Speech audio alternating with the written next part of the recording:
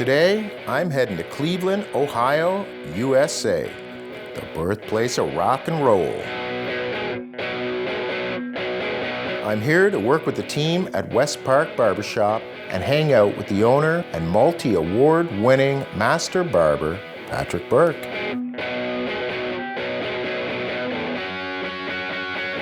After work, we'll be heading over to PJ McIntyre's Irish Pub for some pints and a bite to eat. While in town, I'll be sure to check out Rock and Roll Hall of Fame's latest exhibits. Should be a blast.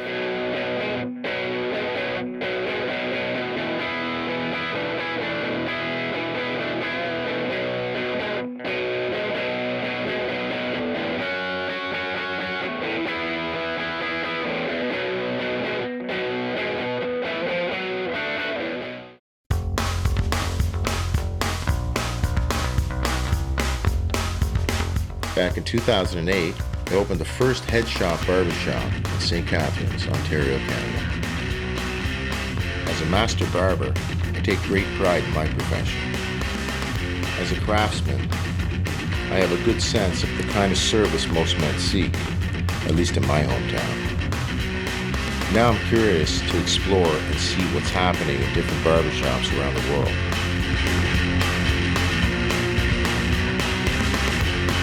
I want to see the kind of styles and service men demand in their grooming and fashion in different countries around the globe.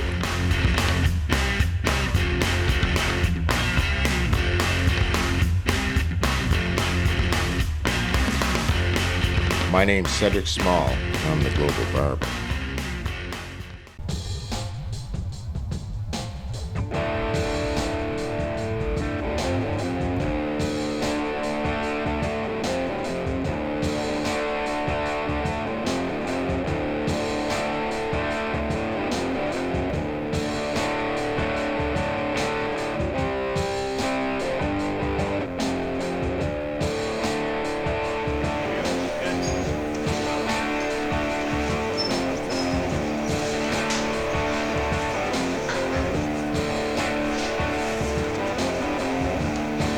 Today we're here at West Park Barbershop in Cleveland, Ohio, USA, and we're with Patrick. He's the owner of West Park Barbershop. Thank you for having us, Patrick. Thank you for having me. I appreciate it. How long have you been in business? I actually started my first shop 13 years ago on Valentine's Day, February 14th of 2006. And the second shop was my salon. That's been open for about 5 years now. The third shop is my premier lounge, and that's been open a little over 3 years. And the last shop, my newest shop, is Premier Studio, and that's been open for a few months now. And what made you get into barbering? Like how did you start off with that? There's a lot of life events that happened over the years that kind of directed me towards being a barber. I guess one of the things that appealed to me the most was being able to work for myself, kind of be my own boss. Even though I personally don't really like,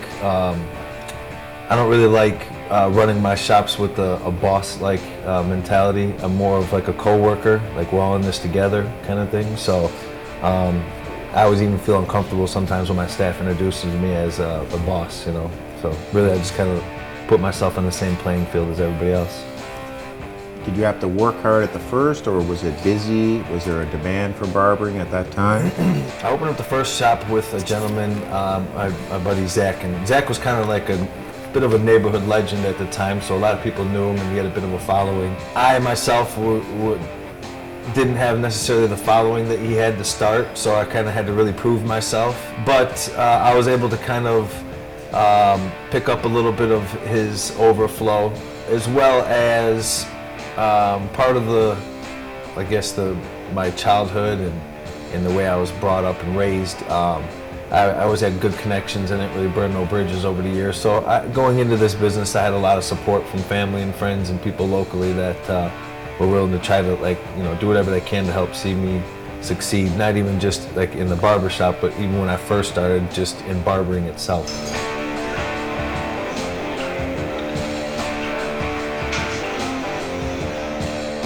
So what does it mean to be a barber to you? part of the reason why we've grown and had such a brand loyalty is the culture that we built with the diversity. Cleveland, Ohio is built on a lot of pockets, a lot of diverse pockets. But one of the things that we've developed with our culture is that we were able to take care of any and every men's haircut style needs. Doesn't matter your background, whether you're black, white, Spanish, Asian, young, old.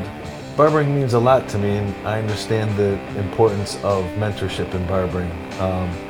We are a community-based business that does have a lot of younger generation that kind of looks up to us and listens to our advice and input. Some people reference us as therapists. And that's where I get enjoyment out of helping other people, whether it's just unload for the day or from just helping somebody just, with a particular style. What type of clientele come to the barbershop? We draw from all out of Ohio and outside of the state as well. So to necessarily pinpoint a certain demographic, we cater to all. I think the majority of our customer base coming from Cleveland is a blue-collar, hard-working town. So we just get a lot of laborers and hard workers, all the way up to any of our maybe local celebrities or politicians for that matter. What type of services do you find that most of your clientele are looking for? I think what's helped us and what's made us grow so large is that I've found a way, or I've tried to cater to any and all type of services. Our first shop that we started with was low prices and we got high volume out of that. And then going from the strictly walk-in shop, low prices, high volume, that it helped us grow into a large following and some of the brand loyalty that I talk about. And that kind of parlayed into the salon because we felt like, all right, we're taking care of a large group of the men in this area. We felt like we wanted to kind of cater to their significant others or daughters or other family members. So that's when we introduced the salon. And then our biggest complaint with the barbershop has always been long waits. Sometimes we had 2, 3, 4 hour waits. So then at that point we started catering towards the appointments, and that's kind of what directed us towards the Premier Lounge. Was able to set appointments with specific high-end barbers. And then that started growing so large that we grew into our newer shop, the Premier Studio, which is basically a combination of all three of my first shops. So the Premier Studio takes, we incorporated walk-ins and appointments and a little small section for females.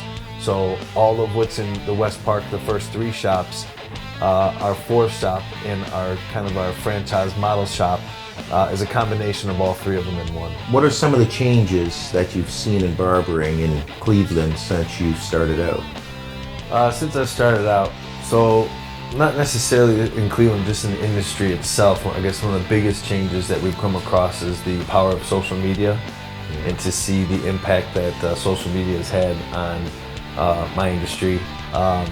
Years back, when I first started in the industry about 15 years ago, Polaroid pictures was kind of like our portfolio that we would put together. And it didn't have like the celebrity status that it kind of comes with nowadays. Back when I was a barber in the beginning, it was almost kind of like, what'd you do to become a barber? But now it's held at a lot higher regard, and that's one of the biggest things that I've seen is just the growth and the impact that social media has brought to it. And I guess one of the largest changes that I've seen in the industry is the direction of going to cordless clippers.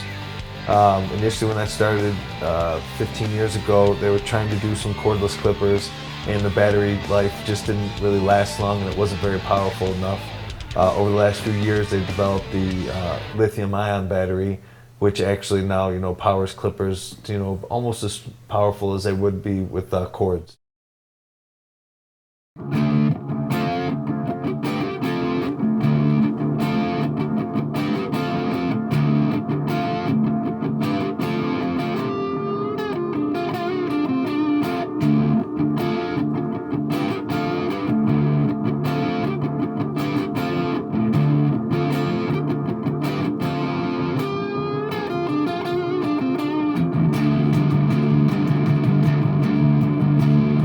right, welcome to the Rock and Roll Hall of Fame, everybody, where every year we engage, teach, and inspire through the power of rock and roll to over 500,000 rock and roll fans from all over the world. Rock on!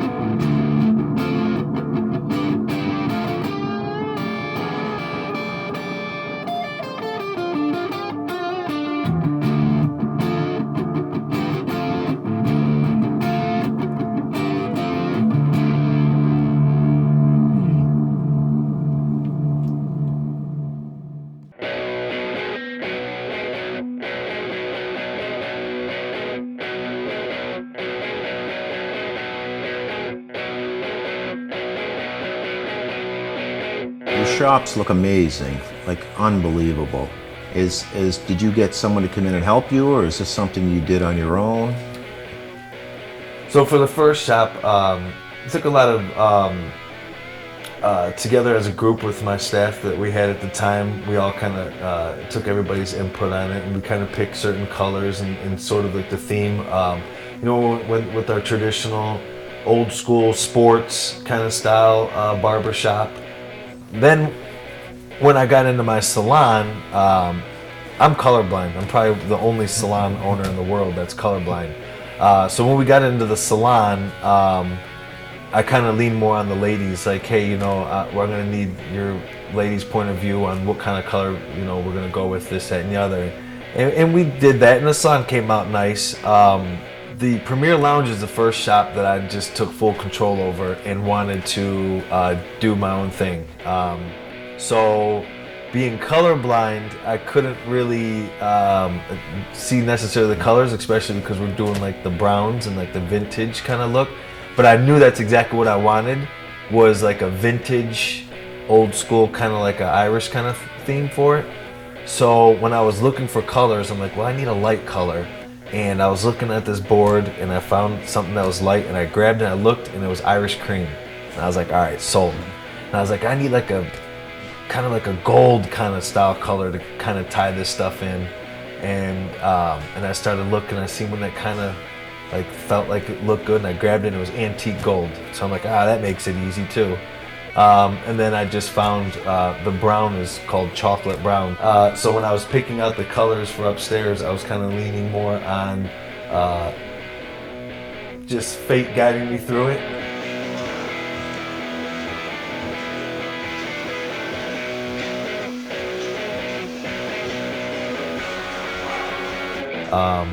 Then we wanted more neutral, warm colors to kind of just make it that rustic antique look like you see.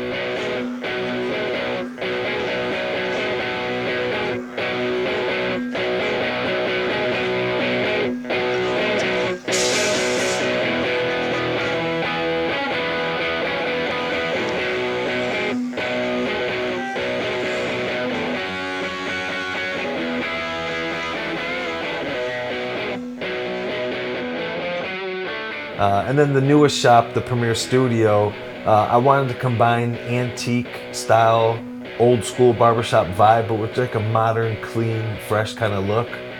So that's where you see like the black and white marble tied in with some of like the newer gray wood floors, and then the red chairs really kind of help make that pop out there. So yeah, that's what we went with.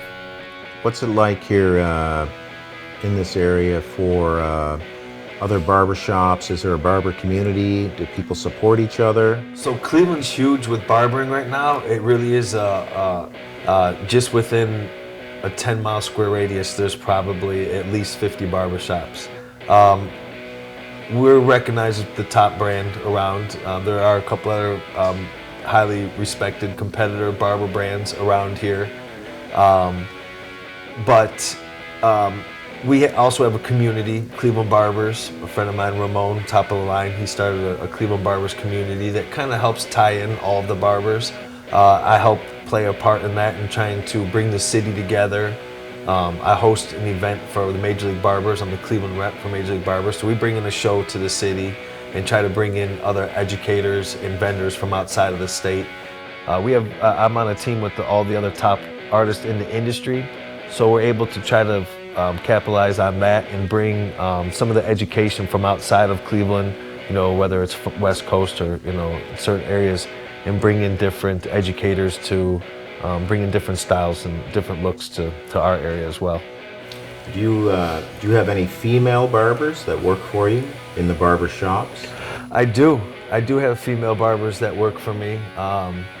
Currently, at the moment right now, I have one licensed female barber, and I have two cosmetologist ladies that are doing more of barbering style haircuts, other than using the razor, but they do traditional men's haircuts. I have a barber who did work for me at the Premier Lounge. Currently she's not with us at the moment, but she will be back when we open up the schools. She's traveling for a big clipper company, Wall. So she will be back with us when we operate and open up the schools for our education team.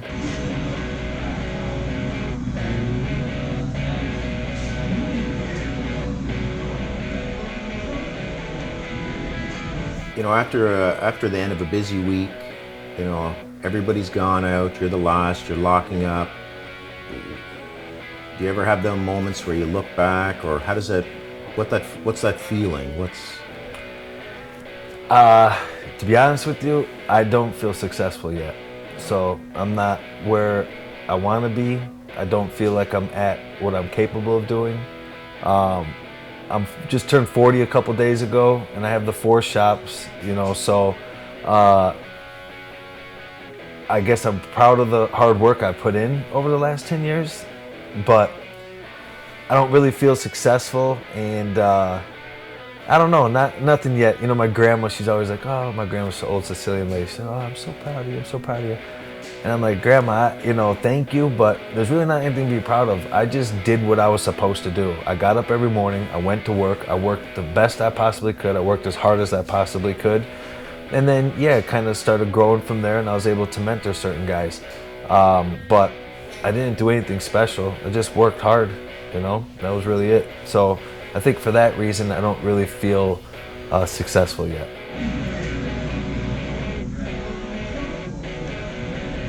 Where do you see yourself going in the future?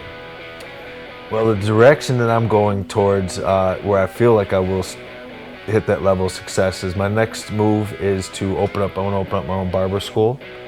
So I'm going to slow down all of my growth with my shops and keep a tight-knit group like I have. We're going to open up a barber school next year.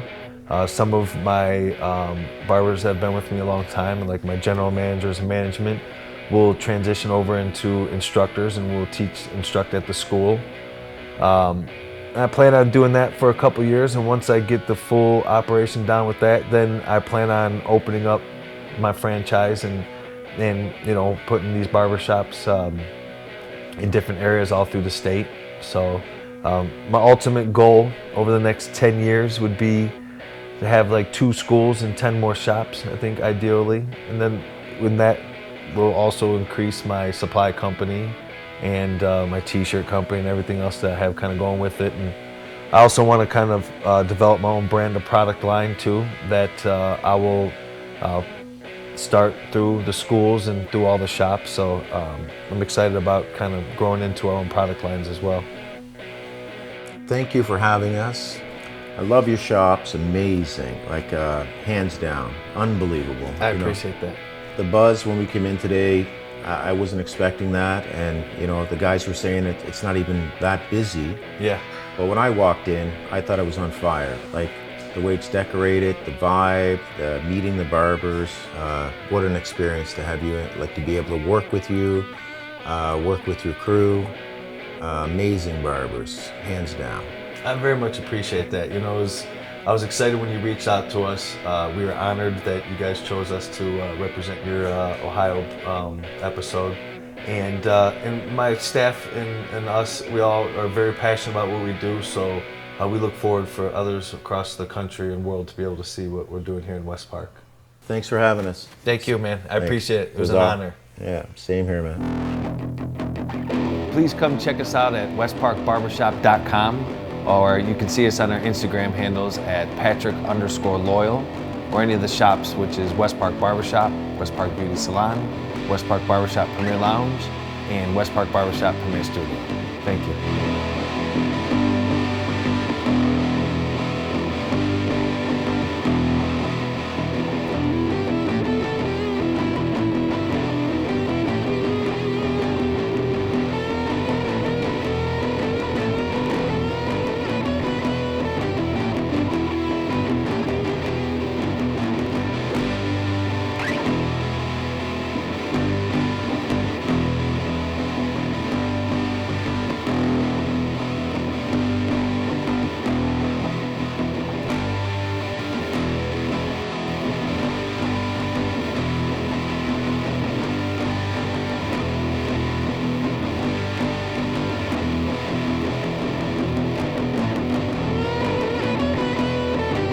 Accommodations provided by Country Inn and Suites by Radisson, Elyria, Ohio.